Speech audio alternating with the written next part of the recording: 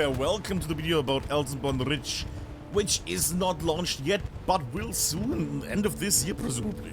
Now I had the chance to play the Battle of the Bulge here in the Belgian area, and the chance to look at the new map and all the other new stuff that's coming up. This is gonna be a bit more casual of a video because I'm gonna do separate videos about everything, yada yada yada. But this is more of an overall view basically right now. So the first things first, is Elsenborn Ridge fun? Yes, Elsenborn Ridge is fun. Now mind you, it feels like a Team 17 map, same as with Mountain, you know, from how the level is built, as in, you know, they love that different elevation, but at least there's no green vegetation on this one, that's nice.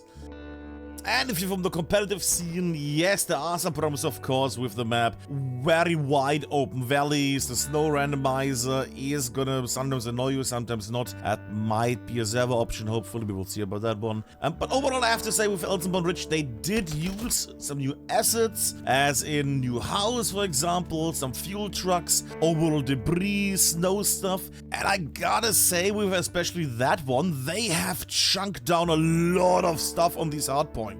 The hard points are filled with stuff, with assets, with hiding, with cover, with little things you can hide behind. It's really nice. Speaking of different things, different themes are on the map as well. You sometimes have rows of trees to certain forests, you have vast empty farmland, you have sometimes some houses or homesteadings. You also have some bunkers and some more complex bunker areas with concrete trenches between them. But you also have wooden bunkers in the form of like hunter outposts and stuff like that.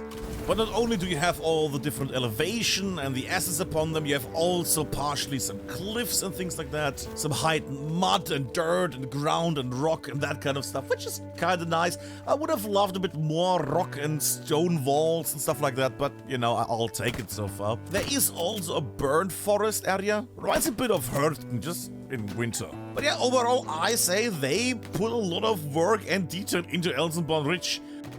And overall, Elsenborn Ridge has a nice dress overall. Speaking of nice dresses, there's new outfits coming. Snow outfits as new uniforms, two for both sides. That being said, the US commander is getting some real big swag, max drip, no caps, he's getting a nice pelt uniform, which is cool. Action looks okay, that will be covered in another video, by the way. And you might think, oh, but I don't care about some new uniforms. Well, you might care about this one, because what we also get with the new outfits is winter textures for vehicles. Yes, that's the cool thing. We're actually getting winter textures for the trucks and the tanks in Hell Let Loose. I will cover that in a separate video, but yeah, basically, Axis and US side now has winter material. That's nice. I mean, look at this. Speaking of looking at this, there is a Freelook-Camera coming up now. And yes, that's the one that might surprise you the most, because they didn't announce this in any way before. There is another video out, a separate video one. Click on that link and then you can check out what that really has feature-wise. It still needs some work, like the shoulder and the aim lock problem that I noticed.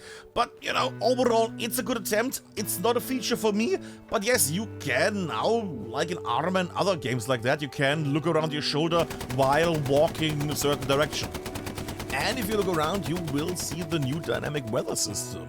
It will first launch in Elsenborn Ridge, and then be adapted to other Hell Let Loose maps. Basically, the logic is here you have different levels of intensity, of light rain, medium rain, heavy rain, and extreme rain with thunder and lightning. Or, in the case of snow, light snow, medium snow, heavy snow, and blizzards. You can have it at different times of the day. And I have to say, because this was the second time I was able to test this out. At first it was rather annoying with some problems, but it seems like Team 17 has fixed the bugs that we had with the snow. Frame issues I have not noticed either. So overall, the dynamic weather seems at the moment to be a good thing that works both on the field and in admin cam for the casters out there. So yeah, I say at the moment, dynamic weather looks pretty promising. My only Steckenpferd still is that I'm trying to make the devs basically add us a little server rule, as in you can turn it on or off, the dynamic weather, server-wise. I feel like that might be a thing just in case, you know, something breaks or you don't want to have dynamic weather on like a comp match or on your server. Many videos coming up, just check on the links, there will be some at the end here as well, directly linking to them when they're uploaded. And that's it for the moment. Enjoy some of these pictures. Have a good one. Bye-bye.